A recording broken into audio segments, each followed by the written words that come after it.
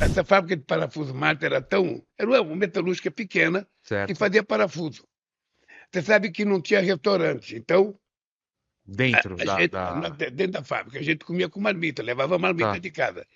E não tinha lugar para sentar também. Sabe o que Ué, eu fazia? como? Ia no banheiro, Comia no banheiro, sentava no sentada na vaso privada? solitário lá e ficava comendo. Sabe? Isso foi 4 anos e meio dentro dessa fábrica, mas eu agradeço porque eu fiz o curso de torneiro mecânico Por causa desse e emprego. graças ao curso de torneiro mecânico, Vilela, eu fui o primeiro filho da minha mãe a ganhar mais que o salário mínimo. Eu fui o primeiro filho da minha mãe a ter uma geladeira, a ter um televisor, a ter um Os, carro, a ter uma os casa. seus irmãos faziam o quê? Trabalhavam com o quê? Meus irmãos, o meu irmão, um era soldador, o outro trabalhava na Ford, o outro trabalhava numa padaria, o outro trabalhava de mecânico de E caminhão. nessa época você imaginava alguma coisa? Um dia eu vou fazer tal coisa? Tinha planos? Ou era Nada, só viver o nada. dia? O plano era vencer o dia, Vencer o dia. sabe? Esperar um dia arrumar namorada, casar, sabe? E ter família. É? Uma coisa que eu tive, uma das marcas que eu tenho na vida é o seguinte: naquele tempo a gente tinha. Você estava parado num bar, e a polícia passava 8, 9 horas da noite e você saía correndo para casa.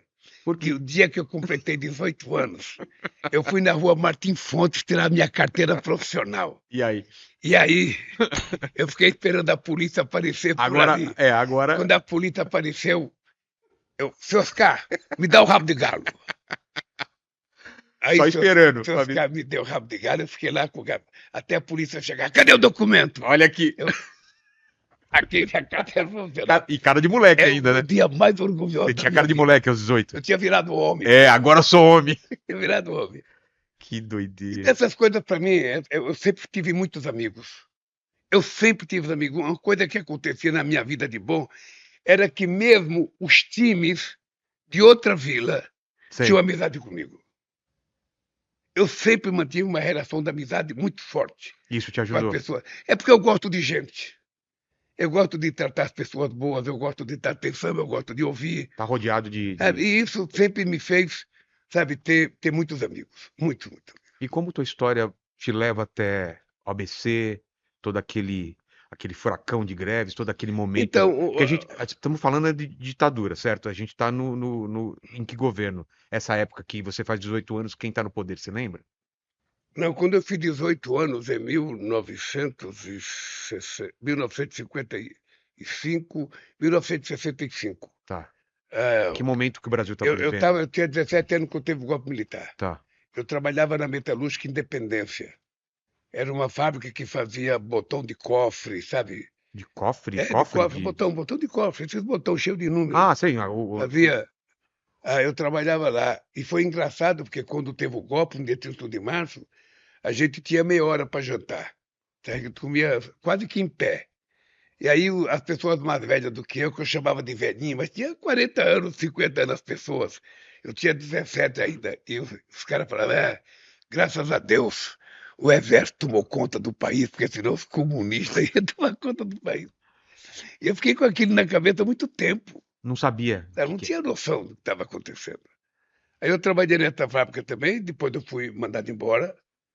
ah, e comecei a trabalhar. Aí fiquei desempregado 1 ano e pouco. Era duro ficar desempregado, cara. Como você Eu sobreviveu? andava de São Bernardo, eu andava de São Caetano na Vila São José até a Volkswagen a pé, procurando emprego, quase que batendo palma em cada fábrica. O cara pegava a carteira profissional, ficava 2 horas com a carteira e falava, não tem vaga. Putz. Sabe, ia nota. Eu lembro que na Mercedes-Benz, cara, eu fiquei quase 3 horas esperando. E naquele tempo eu fumava. E eu via os caras fumar e eu não tinha cigarro, não tinha dinheiro para comprar cigarro. Os caras fumavam. Jogava aquele bitucão perto de mim. Você ia pegando os bitu. Não ia pegando, mas eu vi ele queimar na minha frente, rapaz. Ah. Vi ele queimar.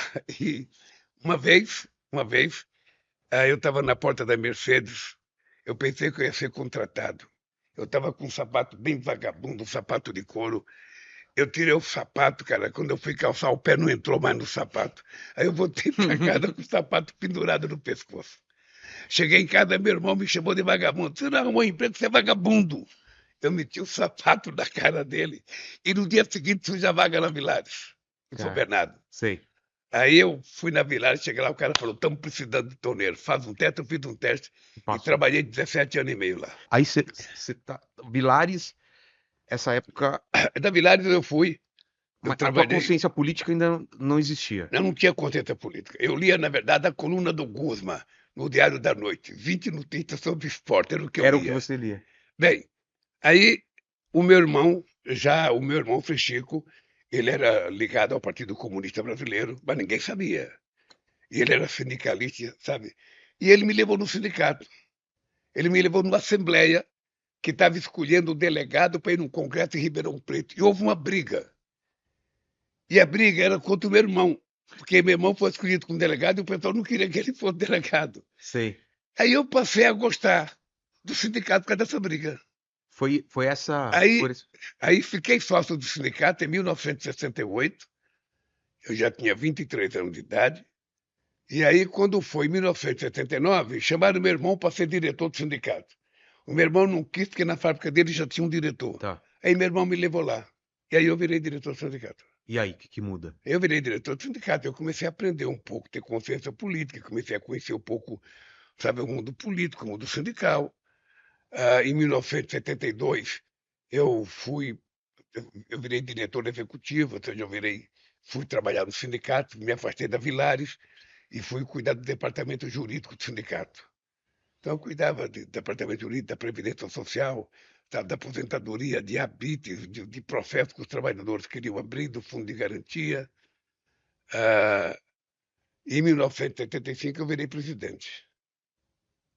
Mas eu queria falar dessa época, então, dessa época turbulenta das greves. O que leva até as greves? Qual é o momento que a gente estava vivendo no Não, as país? greves, as greves eram um processo. Naquele tempo era muito difícil pensar em greve. Não existiam greves ou Não existia? tinha greve desde 1968. E por quê? A última greve tinha sido em Osasco e em Contagem. Osasco em São Paulo e Contagem em Minas Gerais. Tá.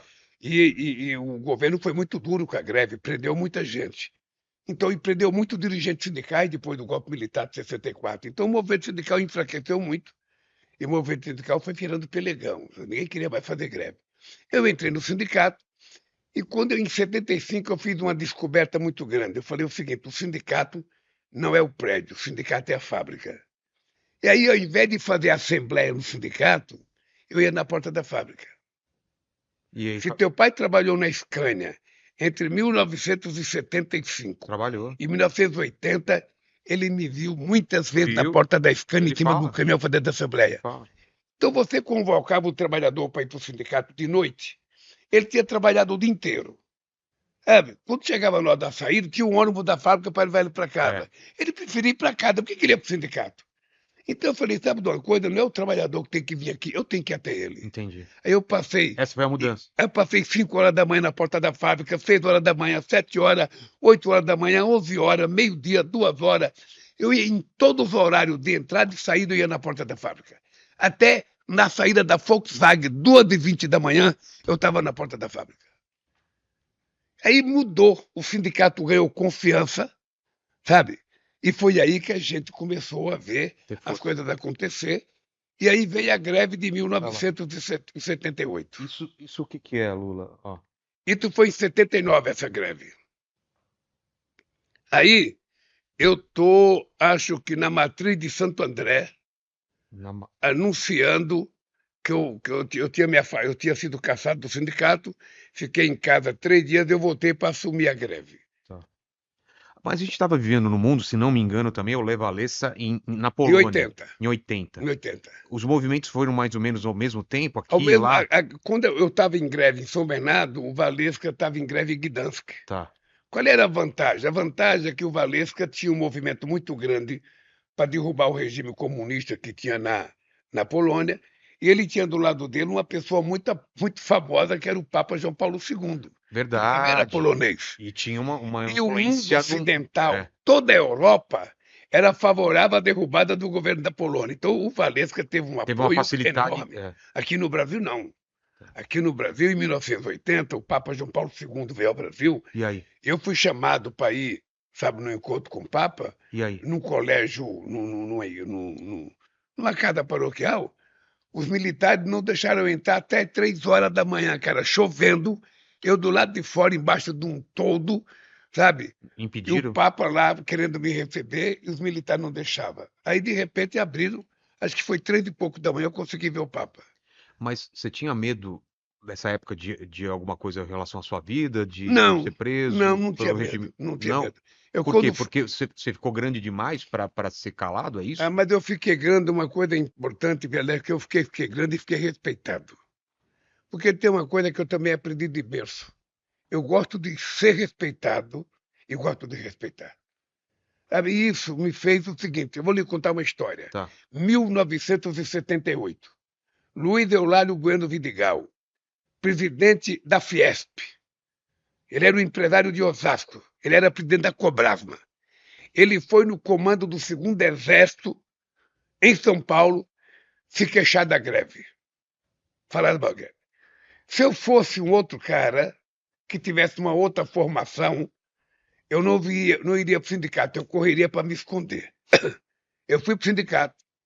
Cheguei no sindicato, peguei um jornal, a Folha de São Paulo, uma manchete grande. Luiz Eulálio Vidigal procura o comandante do 2º Exército para fazer queixa da greve. Sabe o que eu fiz? Ah, Peguei o telefone e liguei para o 2º Exército. Atendeu um coronel, falei, aqui é o presidente do sindicato. Eu estou lendo no jornal que a Fiat foi aí falar mentira. Eu quero ir aí para contar a minha verdade. E o general Dilermando Monteiro me recebeu. e como foi? Conversou comigo 3 horas, cara. Aí eu contei minha história para ele de Pernambuco, da fome que eu passei, contei tudo, do desemprego. Ele falou para mim, senhor Luiz Inácio, enquanto eu for comandante do 2º Exército, o Exército não se meterá em greve de trabalhador. E cumpriu. Cumpriu. Depois ele saiu, e aí entrou o Caveirinha. Aí o Caveirinha, aquele que em 80 sobrevoava o estado da Vila Euclides com helicóptero, Ati... com metralhadora Hum, apontando para gente. Nossa. Tá? Mas nós fomos presos dia 17 de abril de 80. Nós fomos presos, ficamos 31 dias presos. Sabe? E o que aconteceu na E eu, prisão? eu, eu não tinha medo. Mas foi tendo. Eu tinha consciência do que eu estava Mas, fazendo. mas era torturado? Era Não, uma não, não, não, prisão. não chegamos. Nós não fomos torturados porque nós fomos presos numa época em que a sociedade já estava em manifestação. Não era mais só o sindicato. Entendi. A Tava a sociedade sociedade civil inteira. estava solidária. Sabe, as universidades, a Igreja Católica teve um papel muito importante nisso. Então a gente não foi torturado. A gente foi preso. Entramos em greve de fome. Nós entramos em greve. Eu era contra a greve de fome. Nós entramos em greve de fome porque todo mundo entrou. A gente estava em 13 numa cela. 13 numa cela. Cara, 13 homens numa cela. Um banheiro só, sem tampa. Quando você ia no banheiro, a gente ficava ouvindo, sabe, a loucura que você fazia no banheiro. imagina. E um cano d'água gelado, que caía em cima do vaso sanitário. Então você tomava banho gelado. Nós ficamos lá 31 dias. E foi um aprendizado também. O pessoal queria que eu acabasse com a greve, falava, não acabe com a greve, porque vão dizer que eu acabei com a greve de medo. Portanto, não vamos ficar aqui. Aí eu entrei em greve de fome. Eu era contra a greve de fome porque eu era contra judiar do próprio corpo, Para sabe? uma causa. E aí tinham levado para mim umas balas paulistinhas. Eu não sei se você conheceu Sim, bala paulistinha. sim. Aí eu peguei as balas paulistinhas, tinha guardado embaixo Então, na fronha do meu travesseiro, para ninguém pegar minhas balas. Aí quando foi de noite, eu imaginei que todo mundo estava dormindo. Eu fui sorrateiramente, peguei minha bala. Quando eu fui desembrulhar, fiz... aquele barulhinho. Os 12 companheiros que estavam dormindo, já todo mundo acordou, foram em cima de mim. Tomaram a minha bala e deram descarga. Não deu para furar a greve Não quase. deu para furar a greve. E qual foi a importância da greve olhando para A trás importância da greve é que ela nesse criou momento? Os empresários não tiveram nenhuma dó de nós e nenhum respeito. Eu lembro que a Fiat falou o seguinte, olha, eles estão de greve de fome, então. Se eles aguentar um ano de greve de fome, ano que vem a gente negocia. Falaram isso. Mas aí o Dom Cláudio Umes era o bispo de São Bernardo, ele foi me visitar. E eu falei para ele, ó, Dom Cláudio, não há hipótese de acabar com essa greve. A única hipótese é se os trabalhadores exigirem que a gente pare com a greve de fome. Ele foi na Assembleia, propôs votação, o fim da greve, os trabalhadores votaram para acabar com a greve, aí eu acabei. Aí eu imaginava, quando eu acabei com a greve, eu imaginei que o Tuma, que era o diretor da delegacia, ia trazer um frango assado a greve de fome durou 6 dias. Sonhava com Eu frango sonhava assado. com frango aquele de padaria, Aquele sabe? rodando. Aquele que fica rodando, que cachorro fica sentado na frente. Eu tinha uma vontade. E quando acabou, chamei a turma, nós queremos comer o frango. Veio o médico, sabe o que deu para nós? Um copinho com tanta fio de suco de mamão. E era isso. Porque a gente tinha ficado muito tempo de Não greve de pode fome, já. não podia comer muito. Só fui comer frango no dia seguinte.